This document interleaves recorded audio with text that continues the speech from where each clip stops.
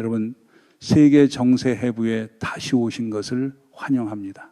시청자 여러분, 이스라엘은 트럼프 대통령이 공격을 멈추는 것을 가로막았습니다.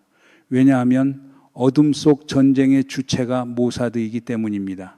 이스라엘 총리 베냐민 네타냐후는 트럼프 대통령이 아직 성급히 공격하지 못하도록 제동을 걸었습니다. 그렇다면 왜일까요? 이유는 딱 하나입니다. 모사드가 무언가를 알고 있고 동시에 무언가를 하고 있기 때문입니다. 지난 몇 년 동안 최고 지도자 하메네이와 이슬람 혁명 수비대가 가장 두려워해온 존재는 미국이 아니라 모사드였습니다. 이란 이슬람 공화국은 시리아와 다릅니다. 성직자 권력의 지위는 훨씬 더 단단합니다. 재래식 전쟁으로는 그들을 전복시키기 어렵고 오히려 그 전쟁은 탄압을 확대할 명분을 주고 수많은 이란인을 학살하게 만들며 지역 전체를 수년간 피로 물든 전장으로 바꿔버릴 수 있습니다. 그러므로 시위가 잠잠해졌다고 해서 패배가 아닙니다. 그것은 희생자를 추모하고 비극을 되풀이하지 않기 위한 필수적인 멈춤입니다. 다음 단계는 시끄럽지 않고 차갑습니다. 성직자 체제가 손대는 모든 자산을 얼려버리고 기반 시설을 마비시키며 시스템을 교란시키는 것입니다. 핵심 고리는 흔적도 없이 사라지고 누구도 공을 주장하지 않으며 어떤 선언도 없고 어떤 과시도 없습니다. 붕괴는 내부에서부터 진행됩니다. 장군들이 균열을 일으키고 이탈하거나 사라지며 성직자들은 잠에 빠져 다시 깨어나지 않습니다. 흔적 없는 사고가 침묵 속에서 이어집니다. 이번 세기의 교훈은 공개 충돌로 괴물을 키우지 말라는 것입니다. 굶기고 피를 흘리게 만들어야 합니다. 보복할 구실을 주지 마십시오. 이란 국민을 내전의 악몽에서 지켜 그들이 괴물의 입으로 밀려 들어가지 않게 해야 합니다. 이 전례 없는 전쟁 양상에서 모사드는 차가운 그림자 작전으로 앞장섭니다. 정밀한 파괴, 부인 가능한 행동, 그리고 권력의 심리를 갉아먹는 잠식입니다. 첩보는 밤의 치명적인 속삭임으로 진화하고 기술과 정보와 비가시성을 무기로 바꿉니다. 대포가 울부짖지 않아도 독재 제국은 내부에서 생명력을 빨아먹히며 침묵 속에서 무너집니다. 무고한 사람들은 공개전의 재앙을 피하게 됩니다. 미국의 주요 분석가들은 트럼프 대통령이 이란 성직자 정권을 끝장내기 위해 움직일 것이라고 봅니다. 폭스뉴스의 저명한 정치 분석가 마크 레비는 이렇게 말했습니다. 나는 트럼프 대통령이 역사적 규모의 위대한 지도자라고 강하게 믿는다. 그는 자신이 약속한 것을 그대로 실행할 것이다. 이란을 둘러싼 수많은 정보와 추측이 오가는 가운데 나는 내 개인적 관점을 솔직하고 명확하게 공유하고 싶다. 나는 어떤 내부 정보도 갖고 있지 않다. 나는 늘 이 점을 강조한다. 그러나 나는 트럼프 대통령이 이란 정권에 대해 그가 말해온 그대로 행동할 것이라고 믿는다. 내가 꼼꼼히 검토한 공개 자료와 공개 정보를 바탕으로 보면은 미국의 일부 군사력과 관련 자산은 영내와 역외에서 재배치될 수밖에 없다. 목표는 어떤 행동을 하더라도 최대 효율을 확보하고 최적의 결과를 내며 동시에 미군 병사들과 주변 국가들의 위험을 최소화하는 것이다. 이것은 극도로 복잡한 임무이며 결코 단순하지 않다. 최고 수준의 신중한 계산이 요구된다. 비슷하게 전 미국 하원 의장 뉴트 깅리치는 이란 독재 정권이 더 이상 어떤 사람도 교수형에 처하지 않겠다고 말해도 그것은 그저 거짓말일 뿐이라고 말했습니다. 이 정권은 오직 공포를 국민 위에 뿌리는 방식으로만 생존할 수 있고 시위대를 살해하는 것은 그 테러 작전의 핵심 구성 요소입니다. 그들은 교수형을 총살로 바꿀 수는 있겠지만 권력을 쥐고 있는 한 계속 사람을 죽일 것입니다. 지금도 10,000명이 넘는 시위자가 감옥에 수감되어 있습니다. 이란 정권의 약속이 가치 있거나 신뢰할 만하다고 트럼프 대통령에게 조언하는 어떤 고문이든 부끄러워해야 합니다. 현실적으로 분명한 길은 두 가지뿐입니다. 폭정이 떠나거나 무고한 시위자들이 계속 살해되거나 중간 해법도 의미 있는 양보도 존재하지 않습니다. 탄압과 자국민의 피로 먹고 사는 정권과 타협의 길은 원래부터 닫혀 있습니다. 이것이 내 견해다. 미국은 행동하라. 트럼프는 이란을 함정에 걸어다가 올 공격 작전을 위한 정보 데이터를 수집했습니다. 시청자 여러분, 이란에서 방금 벌어진 일은 소문도 가상의 시나리오도 아닙니다. 이것은 트럼프의 국가급 통제형 점화작전입니다. 처음에는 녹색 신호를 켰고 그 다음에는 최고 2급 개입 명령이 내려왔습니다. 항모 전단의 기동, 무장된 폭격기의 출격, 대피 명령의 발령과 취소, 출격 명령은 내려졌고 임무 기록에는 명확히 남았습니다. 임무가 중단되었고 시계는 달리다가 갑자기 멈췄습니다. 질문은 왜냐는 것입니다. 균형의 대칭이 깨졌기 때문입니다. 트럼프 대통령이 공개 석상에 등장하자 이란은 처형을 잠시 멈췄습니다. 이것은 리허설이었습니다. 미국은 이란의 준비 태세에 대한 데이터 전체를 수집했습니다. 지휘, 지연, 레이더 활성화, 방어 태세, 이란은 압박 아래에서 패를 드러낼 수밖에 없었고 펜타곤은 그 리듬을 한 박자씩 관찰했습니다. 워싱턴이 방금 수행한 것은 반사신경을 점검하는 시험, 점화 절차였고 매우 효과적이었습니다. 폭탄이 터지지 않았고 여론을 폭발시키는 전사자도 없었지만 반응 지형은 그려졌고 압박은 정확히 걸렸으며 빠져나갈 출구도 열렸습니다. 이제 트럼프 대통령은 확전의 박자를 통제합니다. 이란은 신호와 중재로 시간을 사려 하고 최고 지도자는 대피 중이거나 내부 방화벽을 쌓고 있을 것입니다. 둘 다 붕괴 직전 상태의 신호입니다. 붕괴는 느린 소용돌이로 들어섰습니다. 이란 내부에는 근본적 구원책이 없습니다. 제재는 조여지고 자본은 빠져나가고 물은 부족하고 전기는 끊기고 탄압은 강화됩니다. 모든 것이 가속합니다. 체제는 자기 정체의 인질이 됩니다. 최상층은 모두 그 사실을 알고 있습니다. 이것은 지도자 제거의 이야기가 아닙니다. 누가 하늘을 지배하는지 입증하는 이야기입니다. 그리고 이제 전 세계는 누가 그 일을 할 수 있는지 보았습니다. 붕괴의 박자는 무력이 아니라 빈도로 미국의 손에 쥐어졌습니다. 신호는 이미 발신되었습니다. 특히 폭스뉴스의 최신 보도에 따르면 미국은 항모 전단 하나가 아니라 공군과 해군 그리고 방공체계까지 포함한 전면적 전개 패키지를 중동으로 수일 내에 이동시킬 것으로 예상됩니다. 이는 압박이 와스더위키고 통제가 와스더위키며 박자가 워싱턴 손에 있다는 메시지를 강화합니다. 이란은 국내 시위를 진압하기 위해 이라크의 친일한 준군사 세력을 동원하고 있습니다. 중동 지역 안보 소식통들에 따르면 최근 수주 동안 이라크 남부에서 친일한 중군사 세력 소속 5천 명에 가까운 무장대가 국경을 넘어 이란으로 들어왔고 주요 통로는 와시트 주의 셰이크, 사아드와 주르바티아 두 관문이었습니다. 이 대규모 이동의 목적은 테헤란 정권이 수도 테헤란과 전국 각지로 확산되는 반정부 시위를 진압하는 데 힘을 보태기 위함입니다. 유럽의 한 군사 소식통은 최소 800명의 무장대가 이라크의 디알라 마이산 바스라주에서 이란으로 이동해 직접 진압에 참여했다고 별도로 확인했습니다. 이들은 테헤란에 절대 충성하는 무장 조직, 예컨대 헤즈볼라 같은 세력에 속해 있습니다. 이들은 모두 이라크 인민동원군이라는 준군사 구조 아래에 모여 있으며 이 구조는 지역에서 깊은 영향력을 지니고 있습니다. 공개된 영상에는 얼굴을 가린 무장대가 위장 군복을 입고 이라크 국기를 들고 있는 모습이 담겨 있어 그들이 오랫동안 이란에 충실한 대리 세력으로 기능해 왔음을 강조합니다. 과거 이들은 이슬람 국가와 싸우고 시리아 전장에도 투입된 바 있습니다. 그런데 이제는 이란의 내부 치안을 위해 재동원되고 있습니다. 이는 테헤란 정권이 자국의 치안 세력조차 점점 더 신뢰하지 못한다는 현실을 드러냅니다. 이란은 결코 시위대 살해를 멈추지 않았습니다.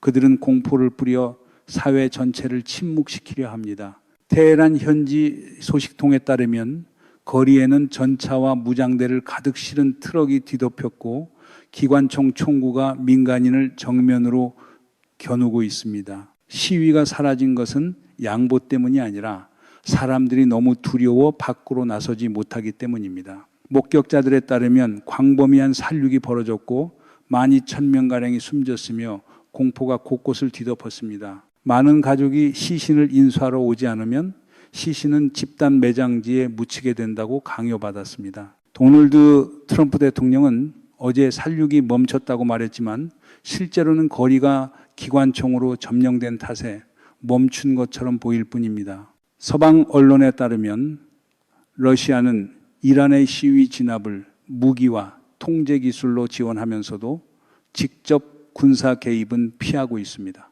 이해관계를 보존하고 정치적 거리를 유지하기 위해서입니다. 병력을 보내는 대신 모스크바는 테헤란의 탄압 기계를 은밀하게 강화합니다. 소식통은 러시아가 돌격 소총, 저격총, 장갑차, 헬리콥터와 함께 인터넷 통제 기술과 시위 대응 기술을 제공했다고 전합니다. 과거의 불안정 사태 이후 이란 대표단은 러시아 방산산업 복합체 산하 부대들과 협력하며 충격 장비, 섬광탄, 각종 폭발 장치 등 시위대를 무력화하는 수단을 논의했다고 합니다. 물론 정치적 비용은 최소화하겠다는 말이 붙었지만 그 말만큼 가벼운 것도 또 드뭅니다. 기술 지원과 병행해 러시아는 외교적 방패도 제공하려 합니다. 유엔 안전보장이사회 상임이사국 지위를 활용해 제재를 막거나 약화시키려는 것입니다. 그러나 모스크바는 여전히 직접 개입을 피하며 내부 탄압과의 연관성을 부인할 수 있는 간접 지원 전략을 택합니다. 침략 전쟁조차 특별한 무언가로 포장하는 데 익숙한 나라답게 책임 회피 기술만큼은 늘 세계 최상위권입니다. 우크라이나 땅에서 벌어진 부당한 침략 전쟁이 사람을 갈아 넣는 동안 뒤에서는 탄압 기술 수출로 부품을 맞추는 모습이야말로 참으로 고상한 외교의 표본입니다. 베네수엘라 야권 지도자가 백악관에서 트럼프 대통령에게 노벨 평화상 메달을 직접 전달했습니다. 트럼프 대통령은 베네수엘라 야권 지도자 마리아 코리나 마차도를 집무실에서 만났습니다. 이 특별한 만남에서 마차도는 트럼프 대통령에게 노벨 평화상 메달을 정중히 전달하며 인정과 존경의 뜻을 표했습니다. 그 순간은 조지 워싱턴의 초상 아래에서 펼쳐졌고 역사적 상징성이 짙었습니다. 마차도는 200년 전 라파예트 장군이 시몬 볼리바르에게 조지 워싱턴이 새겨진 또 다른 메달을 건넸고 볼리바르가 그것을 평생 간직했다는 이야기를 떠올렸습니다.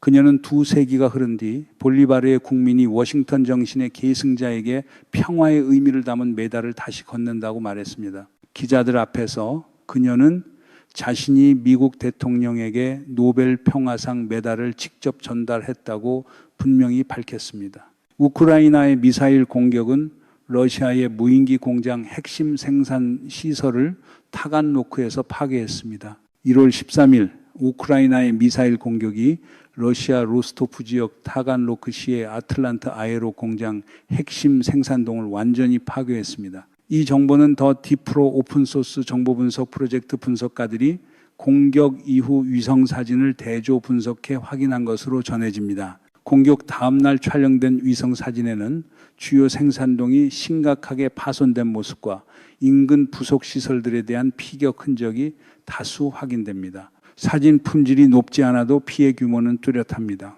공격은 오전 6시 무렵 발생했으며 불과 몇 분 뒤 현지 주민들은 공장 내부에서 격렬한 화재가 치솟는 영상과 사진을 다수 게시했습니다. 이후 우크라이나 군 총참모부는 해당 타격이 우크라이나 자체 생산 미사일로 수행되었다고 확인했습니다. 작전에는 우크라이나 보안국과 우크라이나 해군이 협력한 것으로 전해집니다.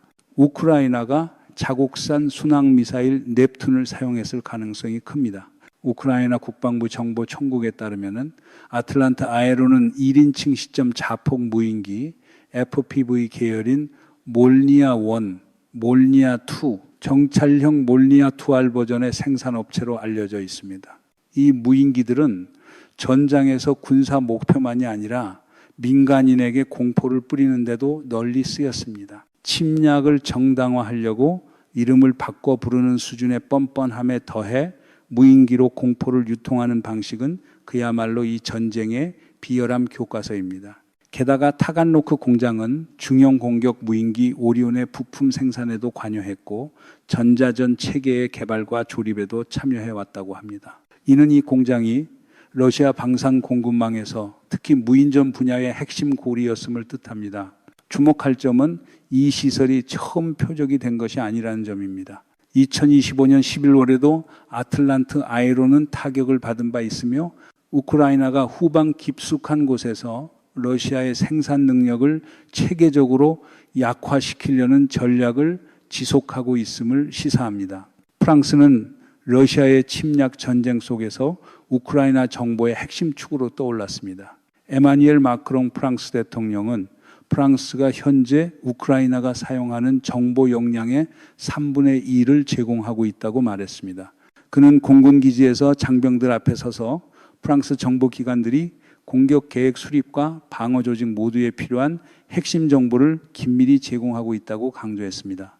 마크롱에 따르면 불과 1년 전만 해도 우크라이나가 미국 정보에 거의 전적으로 의존했지만 이제는 프랑스가 그 역할의 3분의 1을 맡고 있습니다. 파리가 키이우와 유럽 파트너들, 국제사회에 보내는 메시지는 명확합니다. 프랑스는 저항을 지원하고 추가 침략을 억제하며 유럽의 평화를 보장하는 데 선두에 설 준비가 되어 있다는 것입니다. 우크라이나 지원과 동시에 마크롱은 프랑스의 방위 태세 강화를 위한 새로운 자원 군 복무 프로그램도 발표했습니다. 이 프로그램은 10달 동안 진행되며 내년부터 시행될 예정입니다. 목표는 2035년까지 매년 5만 명의 자원자를 모집하는 것입니다. 이는 1996년 의무 복무 폐지 이후 프랑스가 군사 대비 태세를 되살리기 위한 가장 큰 조치로 평가됩니다. 이 프로그램은 프랑스 본토와 해외 영토 내 복무에 한정되며 해외 파병은 포함하지 않습니다. 주 대상은 18살에서 19살 청년층입니다. 다만 프랑스는 기술 정보 같은 특수 전문성을 가진 25살까지의 지원자에게도 문을 열어두었습니다. 앞서 마크롱은 유럽연합과 미국이 러시아에 대한 제재를 더 강화하고 있으며 특히 모스크바의 이른바 그림자 선단 활동을 차단하기 위해 공조하고 있다고도 말했습니다. 파리는 우크라이나 전장에서 정보의 핵심 역할을 수행하는 동시에 장기적으로 서방의 전략적 압박 전선을 주도적으로 형성하고 있는 것입니다. 우크라이나의 스팅어 요격 미사일이 공대공 미사일을 탑재한 러시아 샤헤드 무인기를 격추했습니다. 우크라이나는 개조된 러시아 샤헤드 무인기가 공대공 미사일을 탑재한 채 운용되고 있다고 보고 있으며 스팅어가 이를 성공적으로 요격했다는 영상이 공개되었습니다. 이 작전은 우크라이나 방공 미사일 포병 연대 소속 운용팀에 의해 수행된 것으로 전해집니다. 우크라이나 국방기술그룹 웨스트가 1월 15일 공개한 영상 분석에 따르면 스팅어는 공대공 미사일의 꼬리 부분을 타격했고 그 지점에는 터빈 발전 장치, 가스 발생기, 추진 동력 블록 등이 위치해 있었습니다. 이 타격은 미사일의 비행을 불안정하게 만들거나 고체 연료를 연소시켜 위협을 조기에 무력화했을 가능성이 큽니다. 이는 공대공 미사일 탑재 샤헤드 운용이 확인된 세 번째 사례로 전해지며 앞선 사례는 12월 초와 1월 중순에 관측된 바 있습니다. 이 전쟁은 누가 더 어이없게 무기를 붙여놓느냐의 경쟁이 아니라 누가 더 빨리 침략을 끝내고 사람을 살리느냐의 문제라는 사실을 늘 잊은 척하는 쪽이 문제입니다. 러시아는 돈바스 지역에서 희귀 금속을 대규모로 개발할 계획을 세우고 있습니다. 우크라이나 정보기관 평가에 따르면 러시아는 우크라이나 돈바스 지역, 현재 임시 점령 중인 지역에서 대규모 지질 탐사 프로그램을 준비하고 있습니다. 이 계획은 2026년부터 2031년까지 이어질 것으로 예상되며 특히 현대 경제에서 수요가 높은 핵심 원자재와 희귀 금속의 광상에 대한 체계적 조사를 목표로 합니다. 이것은 단기적이고 산발적인 조사 활동이 아니라 여러 단계로 나뉜 장기 프로그램입니다. 러시아는 소련 시절의 지질 자료를 초기 기반으로 활용할 계획이며 탈소련 시기 동안 중단되다시피 했던 연구를 다시 가동해 데이터를 갱신하고 산업적 채굴 가능성을 평가하려 합니다. 전반은 러시아 국가 예산으로 추진될 것으로 알려졌습니다. 분석에 따르면 모스크바가 우크라이나의 광물 자원에 집착하는 이유는 러시아의 전통적 채굴 산업, 특히 석유가스가 심각한 난관에 부딪혔기 때문입니다. 생산 비용은 오르고 국제 제재는 수출을 막고 기술 부족은 숨통을 조입니다. 그래서 크렘린은 대체 수입원을 찾을 수밖에 없고 점령지의 자원은 전시 경제를 떠받치는 예비 창고처럼 취급됩니다. 침략으로 빼앗은 땅을 재정 보충제로 쓰겠다는 발상은 침략이 얼마나 합리적인지 보여주는 것이 아니라 얼마나 파렴치한지 보여주는 증거일 뿐입니다. 우크라이나 정보기관은 이러한 행위가 국제법을 중대하게 위반한다고 강조합니다. 러시아는 국내 경제의 실패를 메우기 위해 돈바스의 지하를 파고들며 지질 탐사를 점령지 자원을 조직적으로 약탈하는 메커니즘으로 바꾸려 합니다. 프랑스는 영국과 독일이 러시아의 오레시니크 중거리 탄도미사일에 대응할 능력을 공동 개발하도록 압박하고 있습니다. 프랑스는 특히 영국과 독일을 포함한 유럽 동맹국들에게 오레시니크에 맞설 수 있는 장거리 타격 역량을 함께 개발하자고 촉구하고 있습니다. 모스크바가 이 미사일을 우크라이나에 2차례 사용한 뒤 유럽 전역의 안보 우려는 커졌습니다. 마크롱은 장병들 앞에서 러시아의 이런 전개가 우크라이나만을 향한 것이 아니라 유럽을 향한 직접 신호라고 강조했습니다. 그가 보기에 메시지는 너무도 분명합니다. 러시아가 공동 위협이 아니라고 생각하는 사람은 현실을 다시 봐야 합니다.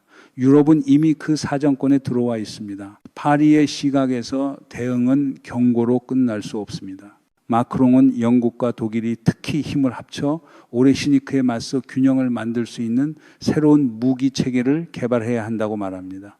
유럽이 신뢰성과 억지력을 유지하지 못한다면 판도를 바꿀 무기에 투자하는 것은 선택이 아니라 필수입니다. 그 능력은 유럽의 군사적 신뢰성을 높일 뿐 아니라 기존의 핵 억지 체제를 보완하는 역할도 할 수 있습니다.